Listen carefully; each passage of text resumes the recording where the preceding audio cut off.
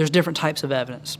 We've got documentary evidence. Those are the things that we share on documents all the time that we see, whether it's a complaint report, whether it's hospital records, care records, potentially some legal documents such as powers of attorney, healthcare powers of attorney, things such as that. This is what we call documentary evidence.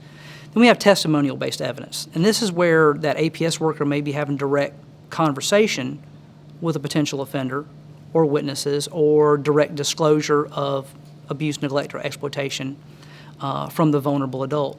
That vulnerable adult may not be available to me by the time I get involved in the process. They may have suffered some type of problem or disability or some type of loss of function that doesn't allow me to have that communication that I need to, but that APS worker did. And so those notes that are taken can become critical in a criminal trial, where in place of the vulnerable adult, we might be able to call the APS worker onto the stand to give direct testimony to what was said, what was done, particularly if unfortunately we lose by death the vulnerable adult.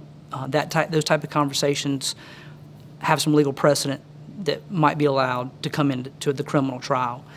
And then there's just the realm of physical evidence, those things that are tangible that we can touch, whether it's soiled linens, lack of power and utilities being on at the home, stacks of mail around that there are unpaid bills, past due notices that would give some indication of financial exploitation.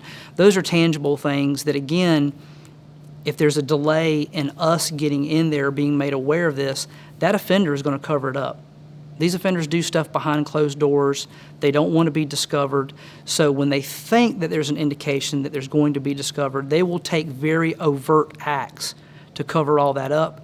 And that APS worker's notes and observations can be some direct testimony when I come in there and that stuff is gone and I don't have the availability to collect it for criminal evidence. It's critically important.